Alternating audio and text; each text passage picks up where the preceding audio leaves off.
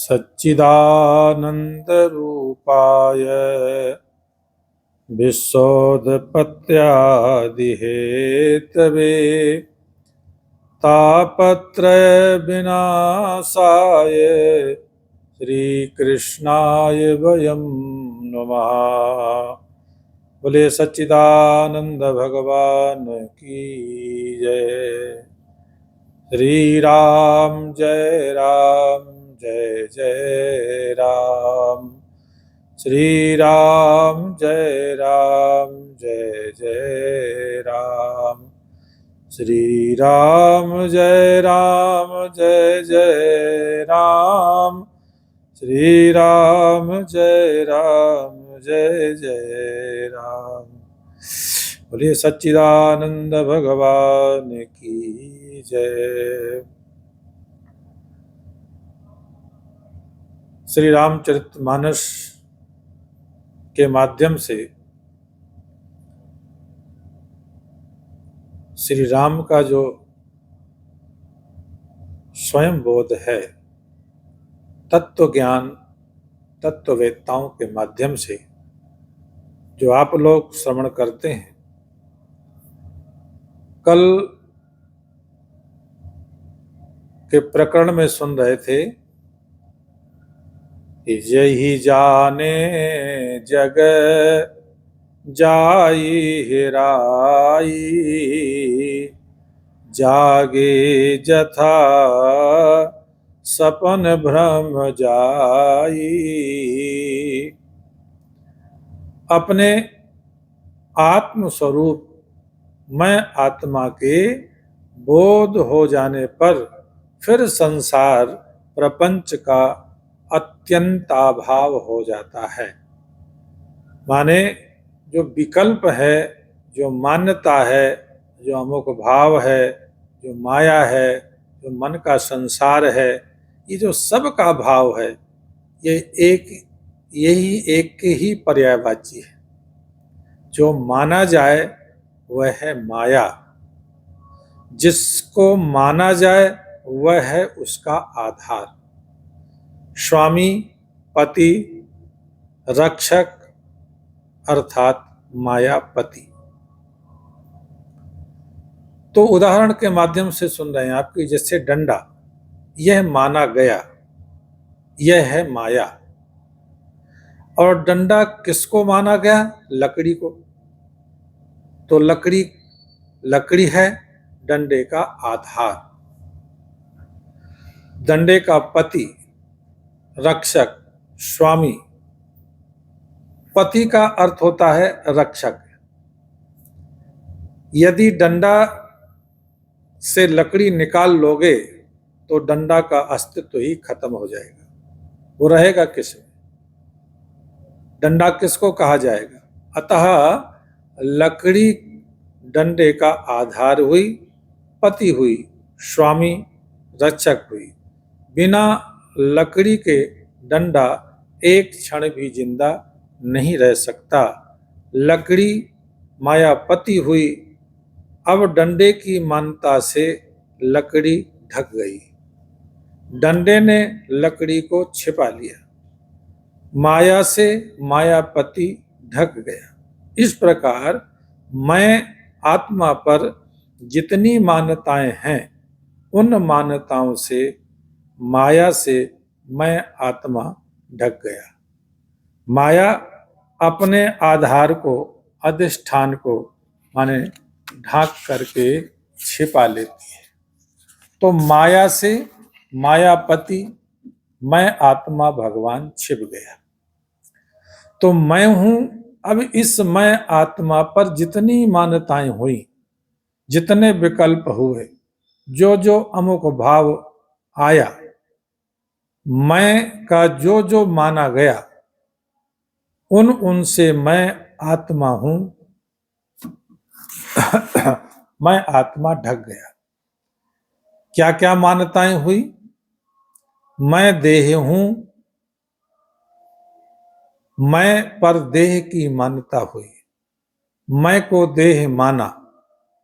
देह मानने के बाद फिर माना कि मैं स्त्री हूं, मैं पुरुष हूं, मैं बालक हूँ, मैं युवा हूँ, मैं वृद्ध हूँ, मैं आता हूँ, मैं जाता हूँ, मैं खाता हूँ, मैं पीता हूँ, मैं जन्मता हूँ, मैं मरता हूँ, मैं ब्राह्मण हूँ, क्षत्रिय हूँ, वैश्य हूँ, शूद्र हूँ, माता, पिता, भाई, बहन, मामा, चाचा, पुत्र हूँ, गृहस्थी हूँ, ब्रह्मचारी हूँ, वानप्रस्थी हूँ, सन्यासी हूँ, आदि अनेक मान्यताएं मैं पर होती गई। इन मान्यताओं से मैं आत्मा ढक गया।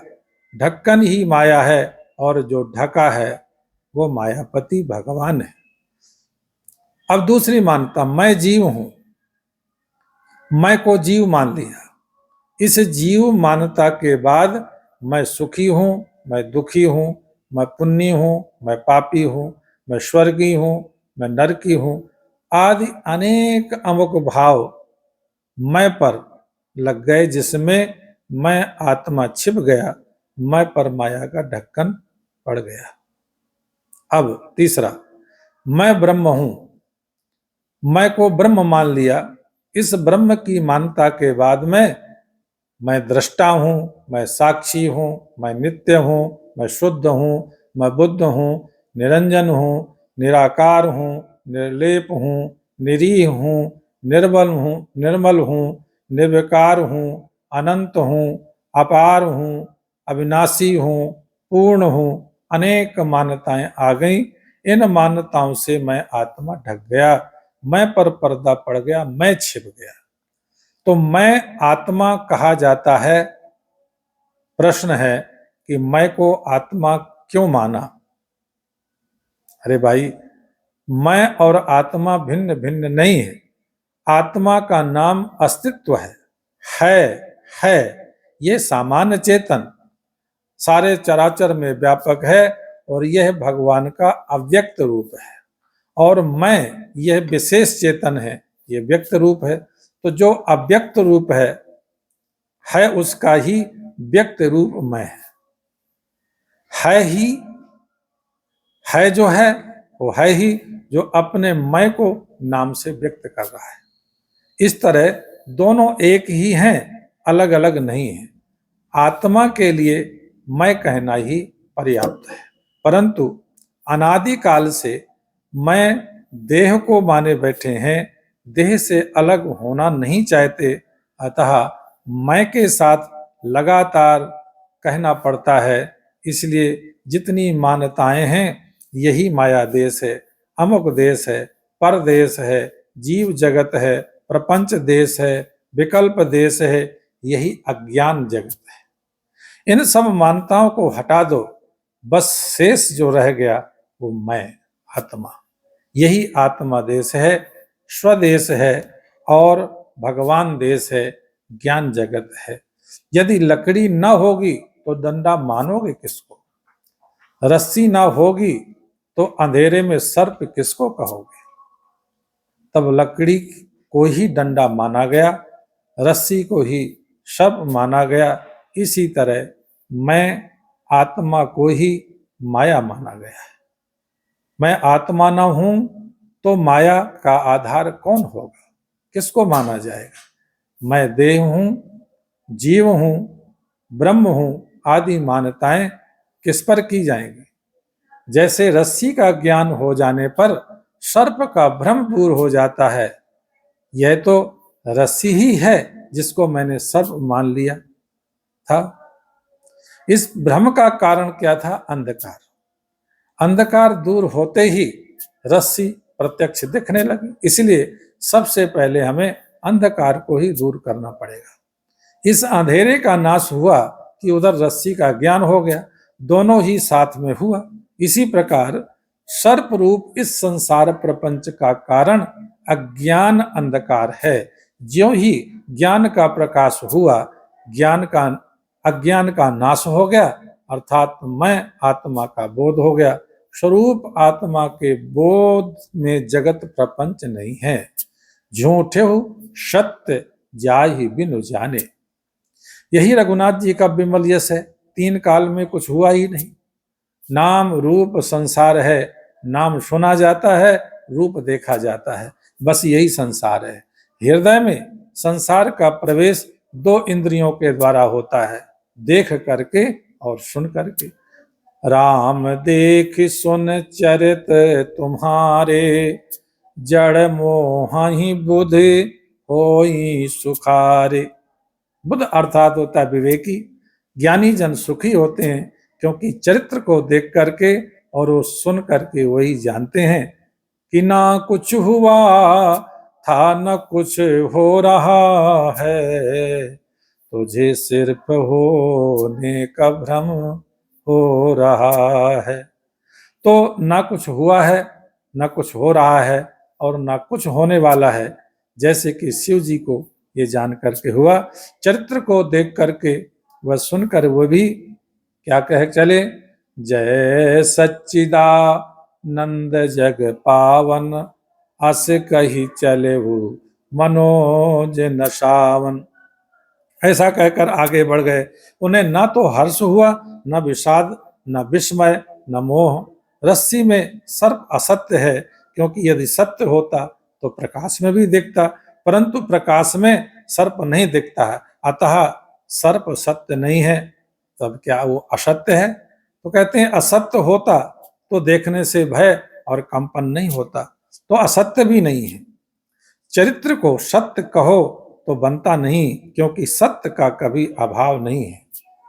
वो तीनों काल और तीनों अवस्थाओं में नित्य एक सा रहता है, तभी तो सत्य है।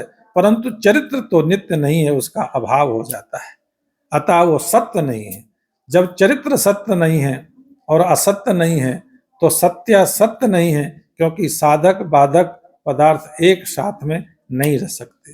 तब क्या है? इस पर भगवान शंकर कहते हैं कि ये तर्क का विषय नहीं। क्यों? कि सगुन राम के चरित भवानी, तर्क न सकहीं बुद्धि मन बानी।